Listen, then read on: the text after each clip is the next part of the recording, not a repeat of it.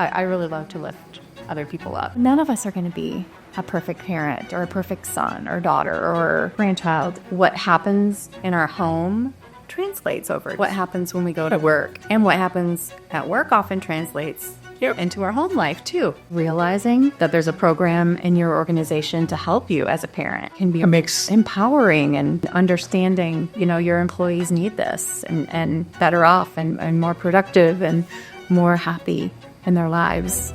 And that equates to your business growing and changing to you. Hey, Heather. Welcome to Business Club. And what we're trying to do here is we're doing a small business spotlight, and trying to understand more about your business and, how your journey has been, so that it could be an inspiration to people who are going to start this at their end. And maybe you can share some insights that'll help them. At the same time, would love to know more about you, your background, what you've done, and all that stuff. So we'll go through a series of questions, and feel free. This is an open mic, so feel free to express yourself and then talk a little bit about the services that you offer and things like that. All right. Sounds good? That sounds great. All right. Let's get started with your background and journey. Where did you start? What made you start your business, Momentor, or everything that you started, right? Oh, goodness. Well, if I go back, my entire childhood, my parents always said, start your own business, work for yourself. And, from a young age, I babysat and did all kinds of jobs that I could be, right, self-employed or independent. And, fast forward, I had many different jobs as a teenager. And when I wrapped up college, I decided I was going to move to Charlotte. And I didn't know anybody. Where were you before? What's that? Where were you before? I was in Michigan. Oh, Michigan. Detroit? No, the other side of the state. Oh. So the west side of the state. Grand Rapids area. Right. Okay. So then? Yeah, so I moved to Charlotte. I didn't know anybody. I had found my roommate on a classified ad back when those were a thing. Craigslist? No, it was like a classified ad in the Charlotte Observer. That makes me feel really old to say that.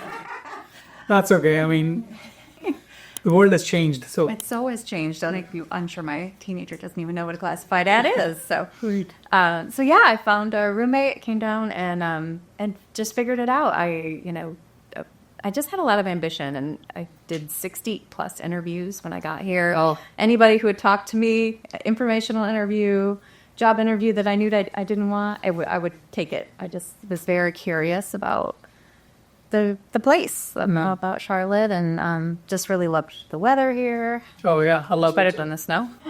Yeah. And so that was what brought me here. It took a few years being here to kind of work my way up in the corporate world. My last role in the corporate world was director of marketing for a network engineering firm. Was an amazing opportunity. And in 2002, I met with our CEO, who was my boss, and I said, I really want to be my own boss. I really want to go out on my own. And he said, really? And a couple months later, he came to me and said, are you ready? And I was like, oh, yeah, I think I am. And actually worked part-time for them for about a year and a half, and really got my legs and started my marketing and design firm. 2002. 2002. Wow, that's like 22 years. Awesome. You have a great experience and a great story to tell. So great.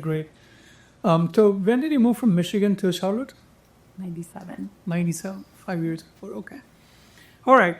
So how come, after you started your design firm, marketing and design firm, looks like you switched to Momentor, your company. When did that switch happen? And let's just go through a little bit back. First, explain how was it with your marketing and design firm? What did you do? What was your journey like? And how did you use that experience to start Momentor?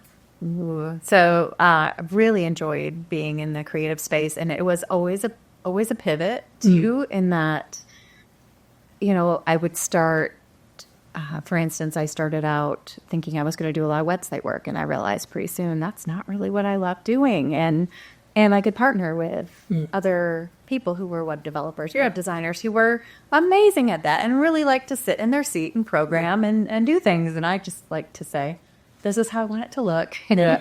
And so I ended up just figuring out along the way what I was really good at, what I really enjoyed doing, what I wanted to outsource, and took it from there to also look at the market and say, all right, what are my clients needing right now? About 2014, I realized a lot of my clients needed some support for their creative teams from a coaching perspective. And I had already been in coaching myself since 2009 is when I started. I hired my first coach. And it was really helpful for me to have gone through a lot of coaching at that point to be able to offer a level of coaching to creative teams, marketing teams, individuals who were in my client space in their creative team. And that's where I started coaching. Okay. And when did the mentor happen? In 2020, when everything went crazy. COVID, of course. COVID. And so that was a pretty pivotal moment for me. I had just come back from a big trip, an international trip, and everything sort of shut down. A lot of my clients were not engaging. A lot of them were really fearful about what was going on, and I was fearful. In the marketing and design world. Yeah, yep. And it was a good time to really evaluate too. Like I felt a little burned out in that space. Right. So I decided to go get my yoga teacher certification. Yeah. Which essentially I thought this will be a way that I can really understand. I'd already been practicing for 10 years and really believe yoga has gotten me through so many different pieces of yoga and meditations are two good tools too. Absolutely, and that's a part of yoga, right? And so using yoga in my life made me realize that it could be a part of something else that I was going to do next. So became a yoga guide and really started thinking about all of the conversations I was having with friends, with family, with neighbors, with anybody. And I kind of joke around sometimes that there's this like little sign on my head that I can't actually see, but it says, "Tell me more." And I really, I'm grateful it's there because it's a sign that people feel they can trust me and they feel comfortable Absolutely sharing stuff with me. And I am a vault for all of that. And really, so my original company name was Vaulted. And thought, maybe not. Vaulted, yes. And that's too, I don't know, too dry. It was okay. And I began to really think about what was in common with a lot of the people I was talking to, and a lot of them were talking about their relationships with their parents, with their siblings, with their children. And I discovered that I had a lot of experience navigating a lot of those things. I had been through fertility stuff with trying to have a family. I had been through moving away from my family. I had been through losing loved ones. I had been through a divorce. I had been through a separation. I have a teenage son too. Yes, and I've been become a mother. Yeah. And that was all just a part of the journey that kind of really helped me see for other people some of what was going on, or just being a support to other people. Thus began the journey of mission, yeah. And I wrote my own curriculum and launched a pilot group in 2021. Steve Gatter was a coach in that space that it sort of said, okay, yes, you can pivot, Heather. You don't have to go back to marketing. You can do something different. And sometimes we just need that little push that we can change or we can do something different. Even if we were really successful at something else, we can be successful at a new thing too. Cool. So, what lessons or what did you take from your marketing and design experience and that you implemented in the Momentor movement, if you will? So, yeah, a lot of pieces moved with me. So I've got the marketing background. I knew what I wanted my brand to be and say, and building out my marketing materials was much easier for me, I think, than a lot of others. Okay. And when I fast forward into 2022, I decided I wanted to do an actual parent coaching accreditation certification. So I became a certified parent coach, and in that became a peer to all of these other parent coaches around the world, and like all the way to New Zealand, and I were like peers from the training and the education that I went through, which I just think is so valuable to really see a bigger picture in that space too. And the curriculum was amazing. Really took me deeper into understanding brain science and understanding attachment and understanding a lot of the psychology under our relationships. Is this a curriculum that you built or was something that you leveraged? So that's the curriculum I leverage. Okay. And then you built your own curriculum. I have my own curriculum too. Awesome. Yeah. So, and then once you built that, I'm sure you had a go-to-market plan, and then you also had some pricing. So how did you go about doing that? The reason I'm asking all this is going to be very helpful for somebody who wants to become a coach or a parent coach in particular and would like to know what are the steps involved. Sure. Yeah. And, I'm still navigating them too. And just like with my marketing and design firm, it's always paying attention to what's going on and what people need and what people want.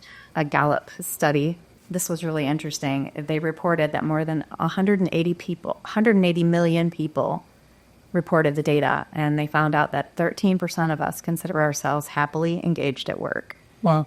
And those who do rate themselves as happy are 36% more motivated, 6 times more energized, and twice as productive as their unhappy counterparts. And because I know that what happens in our home translates over to absolutely, yeah. what happens when we go to work. And what happens at work often translates into our home life too. So it occurred to me and in researching and just staying up on my industry and what's going on, a lot of parents are struggling and really want more help. Right. There's a lessened stigma, I think, around getting some help in our relationships, in our parenting. And there's a lot of demand for mental health help in the world right now. I think that the statistic it's astronomical. Like half of those who want help can't get it. Right. So it's really it's a movement and a moment in time where there are people out there who aren't therapists or aren't psychologists who can help us learn new ways of being in our relationships and can help us navigate some of our conversations with our kids, some of the moments that are really hard in our family relationships, from how we deal with elderly parents to how we take care of our grandchildren. It's such a dimension. It's a vast generational thing. And when we can recognize something that has gone on and something that we had in our childhood or in our upbringing and in our journey that we do or do not want to carry down to our kids and to our grandkids. And, those are big moments for us to be able to go, wow, I can decide right now that I'm going to heal this for me and not pass this down. Or, that's something that really, really was so good for me. And I really want to share that with my son and my daughter, my grandchildren. Cool. So, from a business perspective, how do you determine? How do you find those clients or potential clients of yours? And then somebody might be having this challenge of, okay, what's the right price to pay? So how do you discern that? Looking at other programs that are very similar has been helpful to decide what that pricing would look like. And the way that I work with corporations and organizations, I do a group program, which tends to bring down the price a lot. Yeah, of course, per person. Per person. And a lot of times the organization is sponsoring Okay. the program. Because it's so important. Yes. Yep. And that really can bring that to somebody who may not be able to afford it, Right. or who may, really be struggling and not even realize that there is help out there. And even just realizing that there's a program in your organization to help you as a parent can be empowering and Yep. and understanding, your employees need this and are better off and more productive and more happy in their lives. And that equates to your business Yep. growing and changing too. And then from one thing leads to the other, more referrals, and that's how I'm sure your new business comes from a lot of referrals. Yes. Yeah. Okay, that's great. So you, in our conversation before, you mentioned the word called philomath. Is that what it's called? Yeah, I think I would not say philomath. I don't know. Philomath. What exactly is that? So it was interesting. I did an assessment some years ago one of the Strengths 2.0, Strength Finders 2.0. Yeah. And it came up as, Heather, you're a philomath. It was the number one thing on my list. And I was like, I do not even like math. I have no idea what this thing has determined about me. A philomath is a lifelong learner. Okay. I had to go look it up, which is kind of PHILOMATH. And I was like, oh my gosh, that is absolutely right. Lifelong learner is called a philomath? Philomath, yeah. Okay. And then, There's a word for that. wow. And you said you worked with over 15 coaches being a philomath. Yes. Okay. Yeah. And, in training, and, I've done my yoga teacher training. I've Great. gotten degrees. I've gone back and taken multiple classes, languages. I'm really interested in learning. Yeah, that's a great way to put it because, in Business Club, the K stands for knowledge. You're a continuous seeker of knowledge, and it never ends. Every time I see a K, and you like anybody spelling something with a K, I think of you. Kind of branded. Maybe I should trademark it. You should. So, what are some of the foundations of your company, or mentor and parent coaching?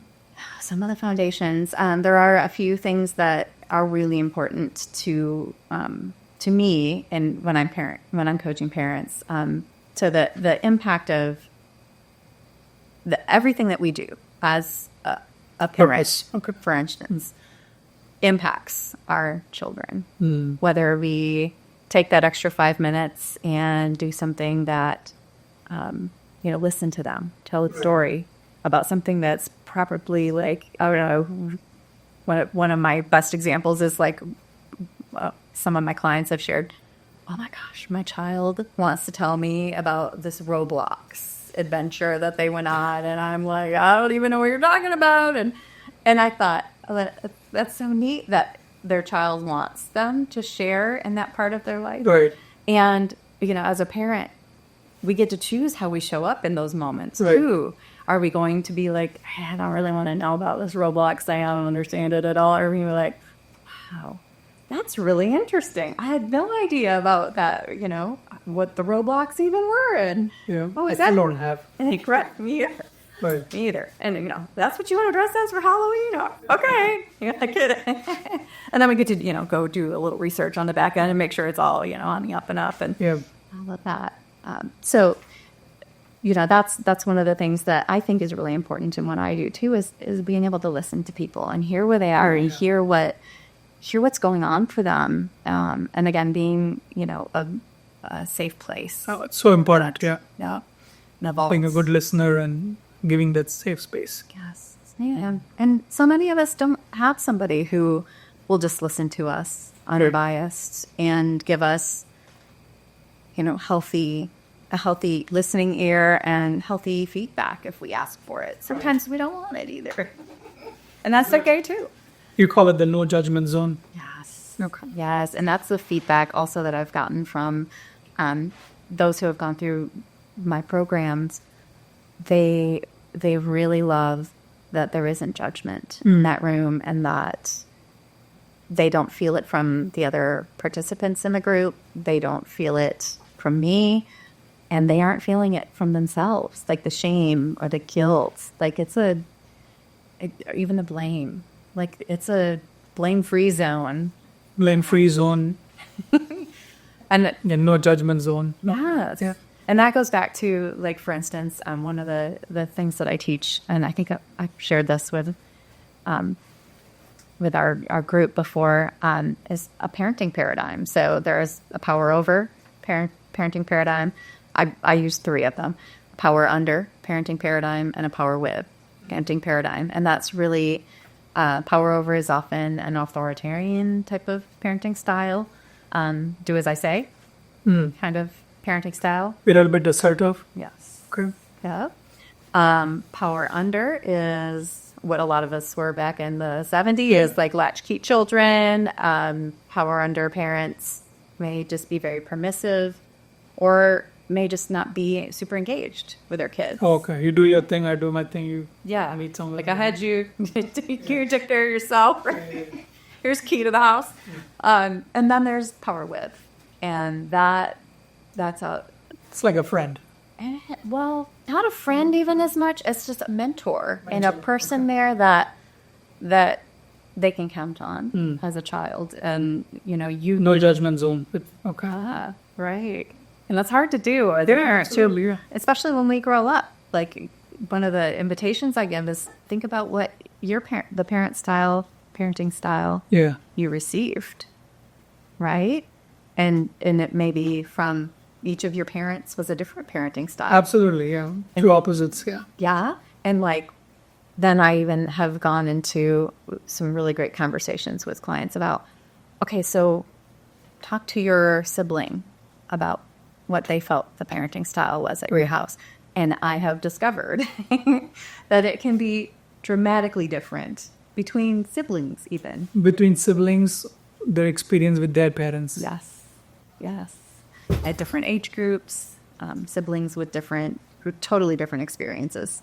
Male, female, age gaps.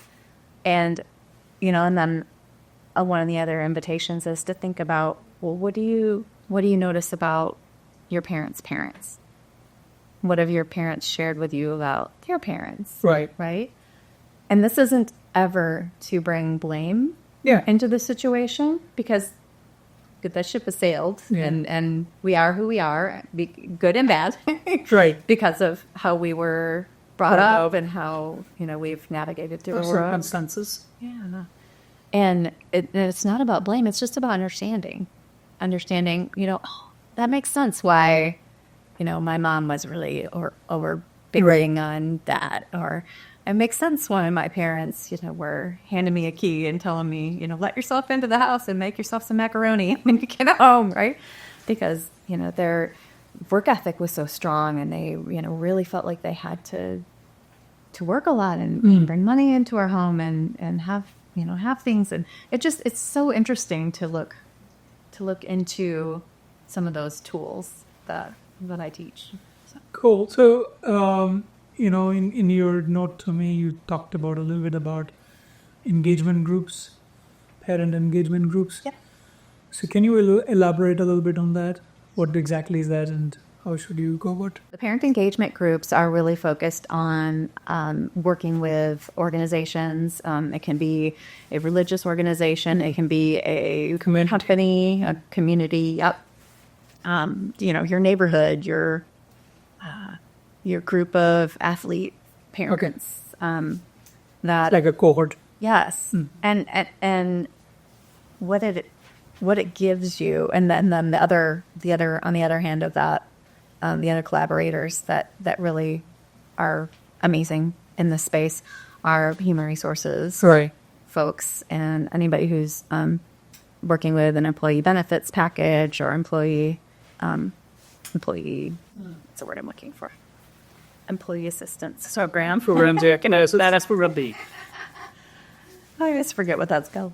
Yeah, so employee assistance programs can be really, really good collaborators Yes. for me in that, because they can assemble people who they know are interested in this within their organization. And Does diversity program help? And most of these companies have diversity and inclusions. So will that be a parent engagement group? I hadn't thought about that. Yeah. I love that idea. You like it? Yeah, I do. And I think there's such a value, too, in seeing how different parents, back to the parenting paradigms, like there's a whole nother aspect of parenting paradigms when you consider people who have grown up in another country. Right. Or who have parents Different from race. another country or have grown up in a totally different environment than others that they work with. Yeah, for some of us, it's a culture shock here when we come here. But we adapt and we get acclimatized, so it's all good.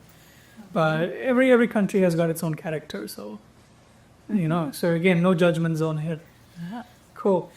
So what are some of the programs and services that you offer to your clients, and how long does it last? What do you expect them to do, and what would be the outcome of it? Oh, goodness. Too many It's a questions. big question. So right now I'm offering three levels of programming. So one is an intro call where we can talk about what you have going on. Maybe Is that free? Yes. Okay. Yeah, it's complimentary. Free. Compliment is the right word here. And usually lasts 30 minutes to an hour, just depending on On the conversation. Yeah. Yeah. Okay. It really does. And that can help someone understand better where the programs that I offer fit in with their group or their organization, and can also give me a really good idea of what their environment looks like.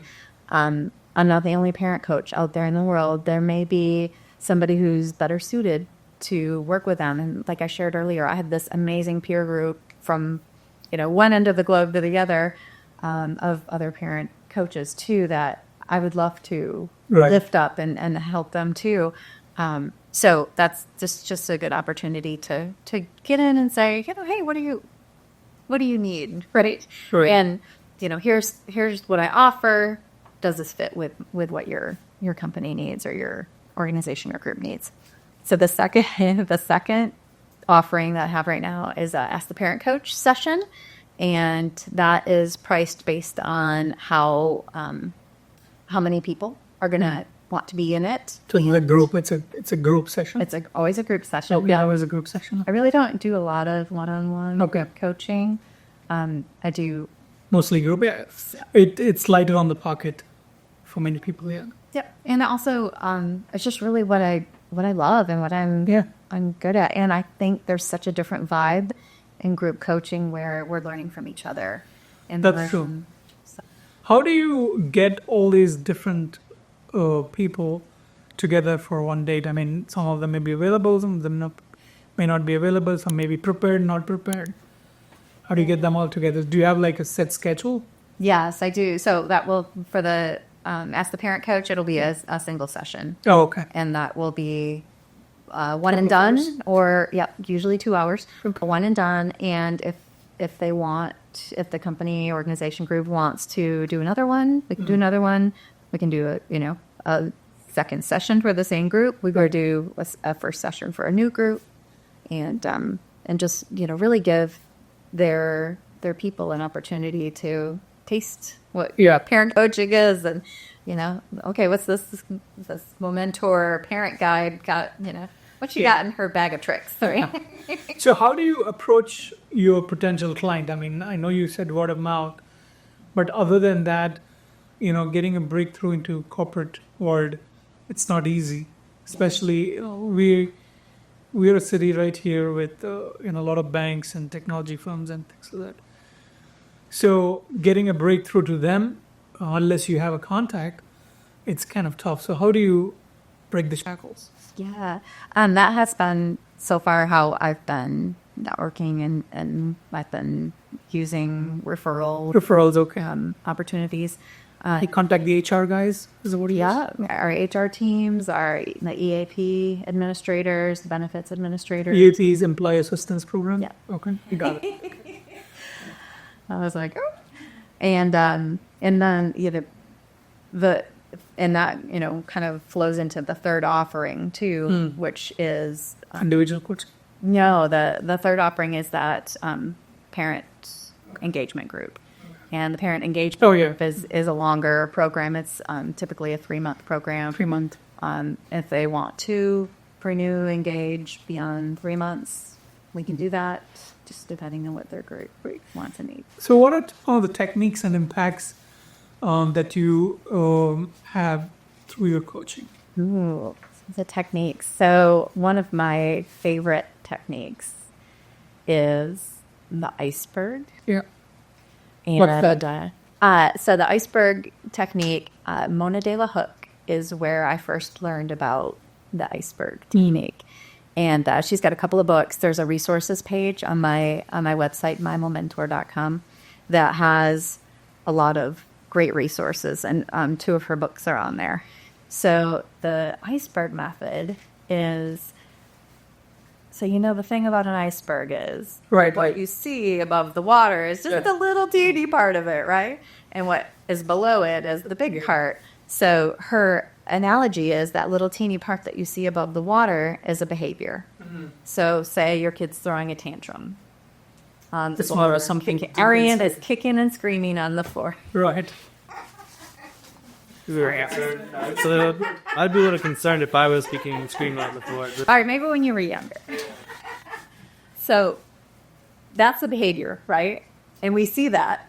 Right. What we don't see is everything that's underneath that, which are his feelings. Yeah. That might be right going on, right? What's going on with him? Behavior. Maybe he feels left out because you started dinner without him, or you didn't get him the toy he wanted, or, a number of things, right? That's more like common. He's kidding. So that's, there's feelings there. Right. There's 3 things under that iceberg. Feelings, the needs. What are his needs? What needs of his are not being met that moment? Holding him, giving him a hug, personal connection, physical connection, emotional connections can be in that category. And then what are the beliefs under that? Like, what are his beliefs at that moment? Right. I am not loved. I never get what I want. Some of those beliefs we grow into adults and have our own version of a temper tantrum as adults. So that whole iceberg analogy, I offer to parents to use to look at how they're seeing the behavior and what's underneath the behavior for their kiddos. Mm. And it's so valuable, too, in looking at our colleagues, our supervisors, our friends, our neighbors. What's under a behavior when your neighbor, there's their dog poop in your yard? Or, maybe they thought it was our dog poop and maybe that's what they believed about it. And their feeling was they were mad that it was in their yard. And their need is to get it out of their yard, right? Right. So you can use it in so many ways. That's such a neat tool and I use it all the time, in a second, because I'm so familiar with it now. Right. And go, it helps me not be as reactive as a mom, as a friend, as a colleague. And it also just gives us a pause, a little bit of a pause to go, okay, I see that little tip of the iceberg. I see that little behavior. What's going on under him? Reasons. Yeah, that's one of the things about coaching is that, as you coach, you learn more about yourself. and you tend to get acclimatized to the next set of parents who are coming to your way. So that's interesting. So you talked about some of the 4 keys, right? Yeah. Being self-aware, coachable, kind and insightful. How can parents actually incorporate into their daily lives these Right. 4 So, keys? yeah, these were my 4 keys to creating powerful connection in my journey so far. And I read a lot of books, so they sort of roll away from the 4 agreements, which I really love. And just through my journey, I see that being self-aware has really helped me. It takes a lot of discipline and introspection and a willingness to really be aware of when I'm getting triggered. Oh, my neighbor threw dog poop in my yard. Right? And how to calm myself if that's happening. Like, okay, use your iceberg method, Heather. Like, think about what's going on here instead of being reactive. What matters to me? Like, what are my values? What really matters to me? Right. And that comes up a lot. That's one of the exercises I take parents through really early on in our coaching, is to help them understand what is most valuable to them personally and what is most valuable in their family. And that Does meditation help in all of that for the parents? though that's more of a self-care thing, Okay, yeah. but definitely a part of that self-care. And then the other piece of being self-aware is how I want to be treated is the last piece of that, being self-aware. Like, what is the boundary that I'm going Right. to set here so that I can be caring for myself? The second way I create powerful connection is to be coachable. And Yeah. I know I shared with you, Right. I've had at least 15 coaches, probably more. Fair amount, yeah. And I also read a ton, and I listen to books on Audible and just podcasts and anything that really can inspire me. Good. And help me learn something new. So being coachable takes an open mind, a willingness to learn and apply and grow and change, and to be coached and be mentored. Throughout my career, that has been something that has absolutely made a huge difference. Awesome. I've had many, many mentors, and I did 4 internships throughout college and looked for people to be mentored by. And it was such a impactful piece of my life so far. Number 3 was being kind. And sometimes that takes effort, so especially if someone's not being kind back, right? Yeah, absolutely. 100%. And then the other part of being kind is how am I being kind to me? Am I taking time to meditate and Right. go to yoga and go for a walk and pet my dog and do self-care pieces in my life or make self-care important in my life? The 4th one is that be insightful. It takes situations to a whole new level when we're connecting with other people if we can be insightful. And the analogy about the iceberg has a great example of how to be insightful, right? Looking under a behavior, understanding what's going on there. I teach tools that help us to see underneath behaviors and see within a situation to identify kind of what someone's needing or feeling or believing in that space. Right. And then it's especially powerful for our families at home and at work. Both families. Interesting. One last question before we take a small break. You did some certifications on youth mental health and suicide prevention. How actually do you integrate that into your coaching practice, especially with topics like anxiety and peer pressure, and those. So I look at all of the training as my quiver. Pull my little arrows out of my quiver, whatever's needed. We in call that it space. the weapon. Yes, it holds my arrows. Yeah. And definitely not meant as a weapon holder, but a Tactic. a technique and a tool holder, because you're just, I mean, everyone is, I love the phrase, like, you be kind to everyone, you never know what somebody's going through. Yeah. And I So think that so often there are people that will tell you what's going on with them, and there are people that will suffer and will not tell you what's going on with them. And, you know, I get to really look under what someone's saying to me, or, you know, what they need, and understand better. And there's a lot of fear in all of us Right. about being imperfect, which all of us are imperfect. We're all perfectly imperfect, right? But, you know, none of us are going to be a perfect parent or a perfect son or daughter or, Yeah. you know, grandchild. And helping someone understand and normalize what they're going through is really just an amazing way that I get to use all of these tools that I've learned and help somebody learn them too. Yeah. So you think they are necessary for the kind of role that you're in, or I'm asking again from so somebody wants to become a parent coach. Maybe list down a few things that they should get themselves certified in, which will actually help them to do their role much better. Like the ones that you did. Want to talk a little bit about that? All the certifications. Sure.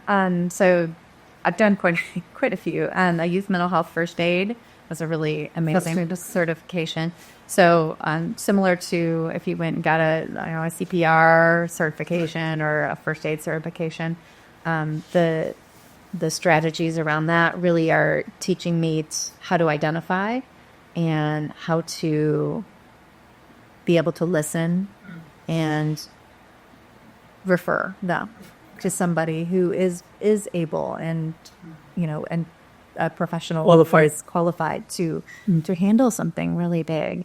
And there are not, a lot of people struggle with access still to mental health professionals. Like I shared earlier, 1 in 2 people who have mental health challenges or, you know, are part of this youth mental health crisis in the United States have difficulty accessing help.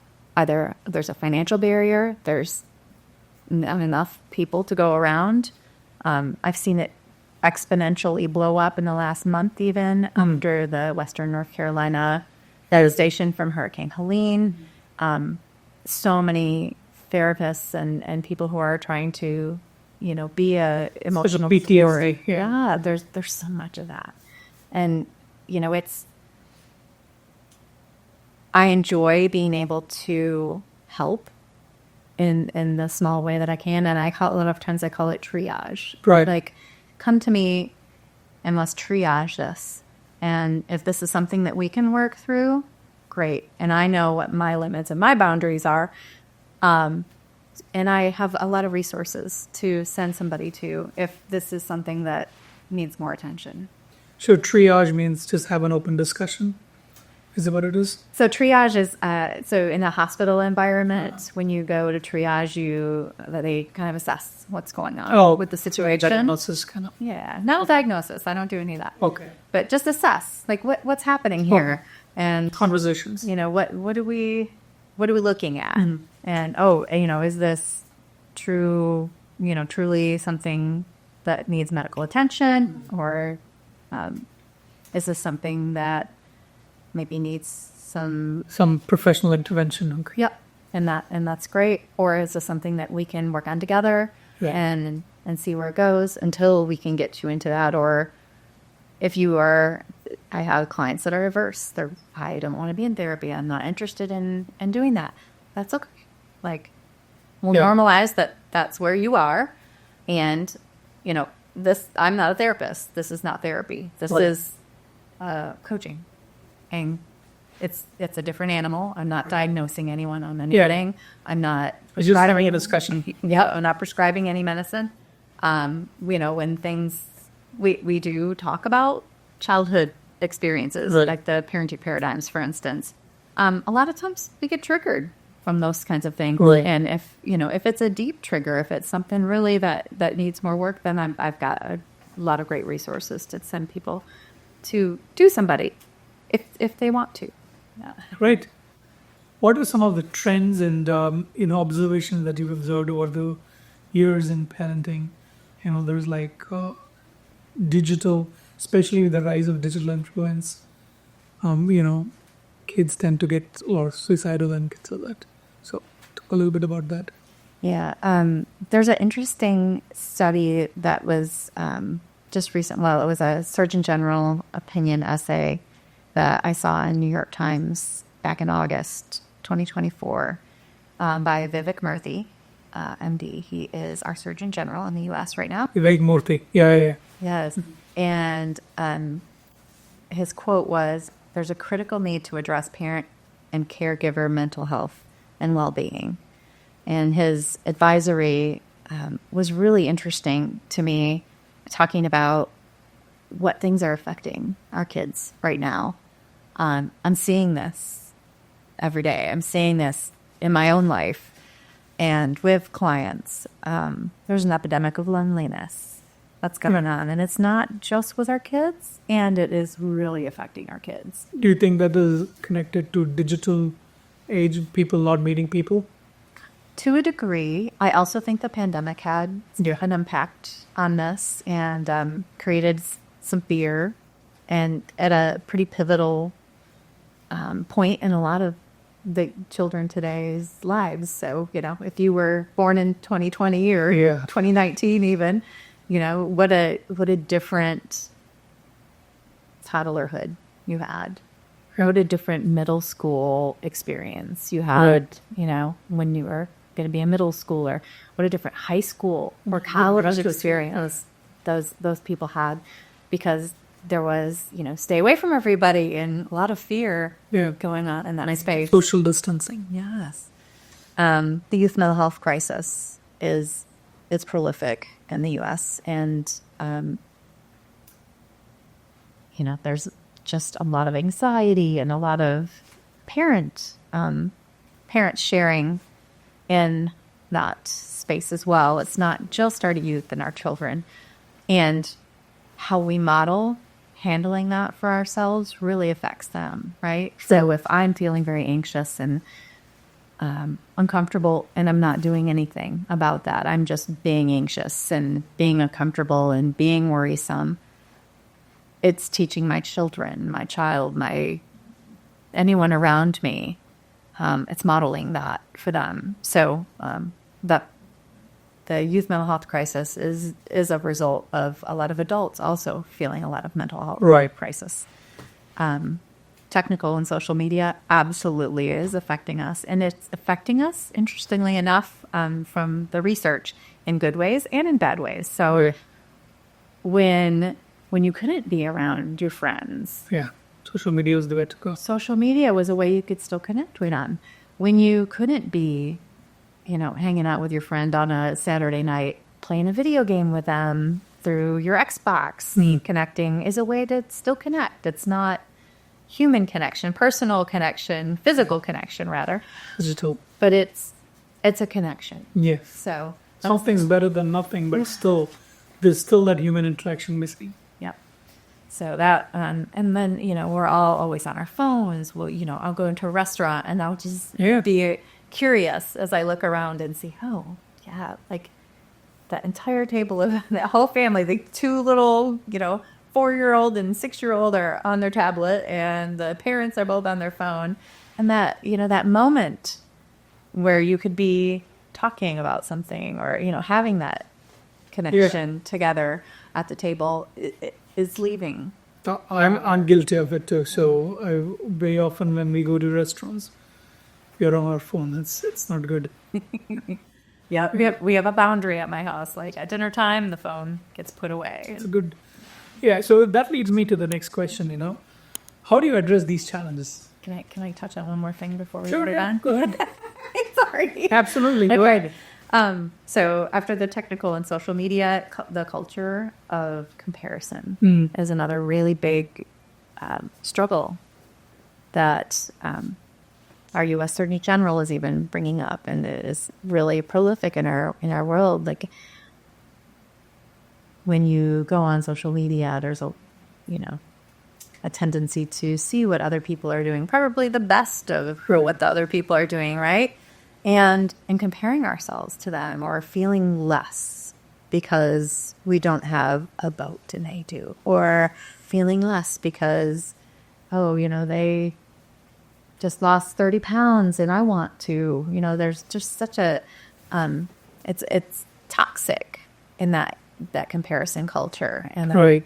I think that it is even more common in today's culture. Just peer pressure, basically. Yeah, he's kind of like peer pressure, and being, I don't know, being unkind. Back to my kindness to others and to ourselves, right? Like, be kind to ourselves. Be kind to myself. If so, Deb bought a boat. Oh, that's amazing, awesome for him. I wonder if he'll ever take me out on his boat, right? Like, it's Wait. right. It's one of those moments where, at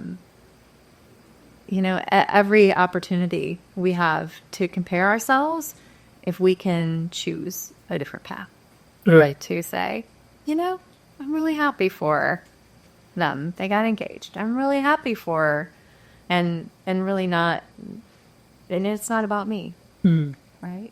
It's basically just accepting that, there are better things for you, and you don't have to be pressured into by what others are going through or whatever. And it's been around forever. I mean, I can remember being Oh yeah. in middle school and, I want some Guess jeans. I don't care if my entire summer of babysitting money is going to go to one pair of Guess jeans, right? I need the Guess jeans. Now it's a $900 iPhone, or Yeah, absolutely. And this how people want Teslas. Teenagers want Teslas. So how do you address these challenges? Coming back to that question. Yeah. So like that example that I just gave to you, where we just change how we're looking at something, right? And it takes practice, Yeah, it does. like anything, right? If you don't become good at baseball overnight, you don't become great at developing a podcast overnight, but it takes a lot of preparation, a lot of work, and you don't grow your business overnight either. It's a process. So same thing applies, that we get to practice taking a different path. And I think of it that way too. A lot of the choices that we make can just be a different path than what we took the last time. Interesting. Slightly towards the end of our discussion, but what kind of advice do you have for aspiring coaches or aspiring parent coaches, and also for the parents? So advice for aspiring coaches: have a great coach. Number one. Have a great coach. Coach for the coach. Yep. Okay. Always have a coach. Because they'll guide you how to start your coaching business. Yeah, things like that. And make sure that coach has a coach. Oh, okay. The best coaches have coaches. Really? Yeah. And are interested in growing and learning. And so Advice for the parents. advice for the parents. So those 4 keys that I shared would be really good advice for the parents. And those are: be self-aware, be coachable, be kind, and be insightful. Nice. As a parent, we look at everything through a specific lens, and that lens is ours. Like, you're looking through your glasses at me right now. Those are your lens, and all of the life experiences and upbringing and childhood memories and moving to a new country and all of those pieces. Right. And, your career and your business experiences, they're all built into that lens that you look at everything through. And our children are the same way. Like, we are looking at them through that same lens. True. And if we're not careful, we might not be seeing them clearly. We might need to clean that lens a little bit. Right. one of my favorite things that I've told my son this since he was very young. I share with him that he's driving his own car. This was way before he got his driver's license, which has been a whole new ball game, right? He's driving his own car, and his dad and I and other adults in his life, teachers, grandparents, people who care about him and love him, are guardrails. And he is driving that car all along. And it's really neat for me to see, now that he's getting a little older and a little more mature, that he kind of gets that, and he is making different choices for himself. And I mean, that's what I want as a parent. I want him to be driving his own car. Not that he's going to drive it and leave me and go away, I'm not afraid of that or worried about that. And I'm really intent on making a great connection with him and knowing that even when he does drive off in his car, he's safe and he has a connection with me, and Right. And he has guardrails all times. He has guardrails around him that are helping him. That makes sense. So coming back to Momentor, what are your visions and goals for Momentor? Or do you want to take it from there, like 2 years, 5 years, 10 years from now? That's a big question. I'm retooling a little bit right now. So my vision at the moment, once I am at capacity, I would really like to share my model with other parent coaches and really help other parent coaches, to grow in the same way and be able to be successful and be able to use. I see the advantage that I have having marketing background and sales background, and the confidence that came from being an entrepreneur for 22 years and a serial entrepreneur, having opened several different businesses along the way too. I have an advantage, in the business sense. Absolutely.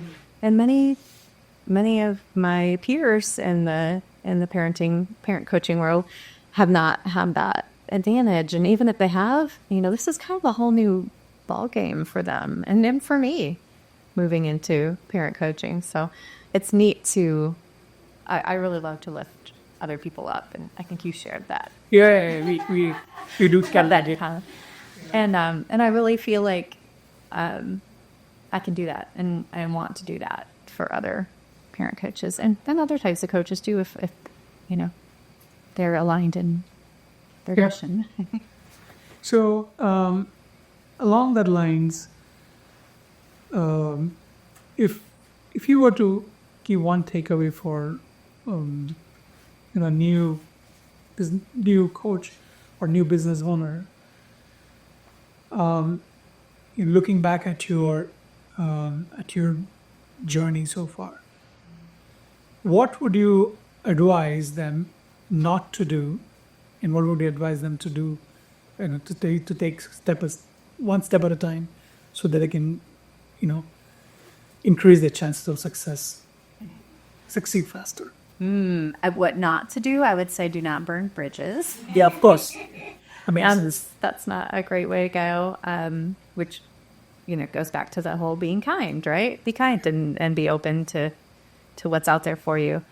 There's a story I share, and it's kind of neat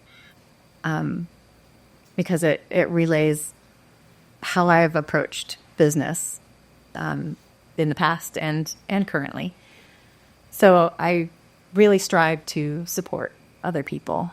For instance, a couple of coaches that I know had a retreat recently, and I somehow fell off the radar and realized it was coming up, or thought I had missed it, and found out, I was still in time and I was able to go, and was really thrilled to be able to go and to support these other coaches in their first retreat.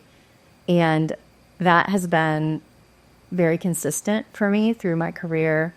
Another neat example is I had a friend through one of the networking groups that I was in. She was a professor. And she said, I have a colleague who teaches some language or something, and he wants to become a designer. And I just was thinking of you, and I know you've been in this industry a long time. And I said, absolutely, give him my name. And I sat down with him, and I looked at his portfolio, and we had coffee and talked and had the most amazing conversation. Younger guy, like, I don't know, 5-10 years younger than me. And I was probably my 30s when we were having this conversation. And so, he wanted to switch careers. And I gave him some advice on his portfolio. I wasn't all like, yes, it's amazing. It was, here are some things you want to do with your portfolio. And he was really happy and thankful for that. And it was maybe 6 months later, I got a call from him. And he said, hey, I'm working for Charlotte Ballet. And we are rebranding, and the person that we had working on our rebranding, I just took a full-time job and isn't going to be able to do it. Can you come in tomorrow and do an interview? And I was like, and after I go through the whole, like, can I do that big of a project? And I went and interviewed, and I got the opportunity to work with them and do their rebranding. And it was so neat because from that one offering of going to meet with Jack is his name, with Jack and look at his portfolio, I got multiple opportunities with NC Dancier, which is Charlotte Ballet now, IBM. I had to do some work with them, and like it just kept snowballing, like in a good way, uphill. You never know what that one trigger could lead to. Right. And just being willing to give of your time and give of your energy to someone else. Be helpful. Yeah. It does definitely help. Any final thoughts on or final advice to the parents? One thing that you want them to take away from being a parent coach? Yes. Really good one. So 2 things are really important. Love and invest. Love in your kids. Invest in their success. Emotionally. Yep. Invest in them emotionally. Invest in their needs. Invest in how they feel about themselves. Right. And love them unconditionally. Clean that lens if you have to. Clean it. And just really see them for who they are. It's not always easy, Yep. It's not always easy to look beyond the way that we see the world. Right. I love the phrase, we see the world as we are, not as it really is. That's true. That's true. Yeah, it's been a game changer for me. And I've been doing this work since 2008-ish. Right. Myself, and then 2012 on my parenting. And I've learned so much about myself in that process. It was neat because it was that Parenting with Peace class that I went to. And I walked in the door thinking I was going to figure out how to fix my kid and make him, The way you want. be the way that I wanted, right? And align with my ideas and my thinking. It's not about that, it's about him. Right. Yeah. It was such an eye-opener. Well, it was really about me and me figuring out my stuff and what lens I was looking through Right. to see him and cleaning it off. And I had an amazing friend who helped me through that, and she worked with me, she worked with him, and it was such a different So I hope view. Yeah, such a different view when I did the work on myself to see him different. absolutely. Sometimes you just need those little trigger moments that will change the way you think. Okay. Very cool. It was deep. Thank you so much. But we'd still have one more section to go, which is the rapid fire questions. Okay. And I hope you will love it. So one word that describes your parenting style. Power with. Is that Power two words? with. That's No. 2 words. 2 words. Sorry. We can make it 1 word. The hyphenated word. Hyphenated word. What's a go-to activity for you and your family to connect? Ooh, so it used to be hiking. Now my teenager will no longer go hiking with me. So feeding him really is how we connect. He loves to eat. He loves to cook, and Love to cook too? he loves to cook. Yep, he loves to cook for me. He makes a big mess, and I'm okay with that because he's cooking for me. He is, and yeah, and it's one of his soothing techniques. Like It's a therapeutic, right? So it is, and he's 16 and 6'3" and very hungry. So- right. Cool. The best piece of advice you have ever received. I know you give a lot of advice to parents, but this time, what did you receive as a parent? Kristen Oliver taught the Parenting with Peace class that I took way back when. And she had a session with my kiddo, and she said, "Your child is so amazing." And it was like a moment, like I felt a little emotional, even like saying it. And I thought, wow, like someone else sees Yeah. my kid. And even though I'm worried and looking through this lens where I think that I'm not doing the right things as a mom, and I'm, maybe not parenting him well, and then someone else to Comes and gives you recognize and see my child. That was really moment. really powerful moment. Yeah. No, no wonder why you call your company as my mentor. You have those beautiful moments in your life, and then We all do. Yeah. I'm sure you do too. yeah, sure. Coffee or tea to get through your day? Chai tea. Chai tea, Yep. Not cinnamon, sweet. not sweet. Yeah, lots of cinnamon, cardamom. Not super sweet. Like a little bit of sweet, but a little honey in it. A habit you're most proud of? I am kind of a clean freak, so maybe that Like yeah, well, not quite OCD, but I like I can't go to bed if there's dishes in the sink. I don't know if that's a clean habit or a bad habit, but it's my it's a good habit. It's your habit. Yeah. Early riser or night owl? I am both.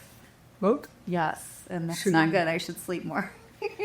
So are you saying that you're a night owl and early riser on the same day? Yes. My God. How do you manage? Yeah, like I said, I need more sleep. The most rewarding part of being a parent, a coach.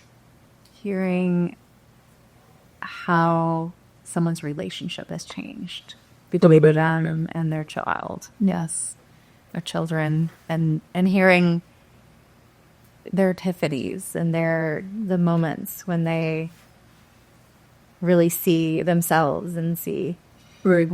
what is different with their kiddo. Cool. A favorite quote that inspires you. I have one that I carry around with me. I've had it since college. One of my college professors said to me, I told him I was bored with something. So he was a art professor, and we were drawing this same still life over and over and over again for like weeks. And, sit at a different table or a different desk and like draw it from, it's in the center of the room. And I was like, this is so boring. His name was Professor Don Kerr. And Don Kerr came over to me and he said, first he asked me where I was from. I don't know if he thought I was from, so he thought I was from another country, which it was really quite funny to me. I'm like, okay. And then he said, boredom is a sign of an uncreative mind. And I don't know if that was his quote or if he got that from somewhere else. And I thought, I don't ever want to be bored again. That was so motivating for me to I didn't ever want anybody to Tell me that I'm not creative, right? I'm not bored. Yeah. And I, I've shared that with my kiddo, and I've shared it with lots of friends. If they say they're bored, I'm like, boredom. be creative and figure out something.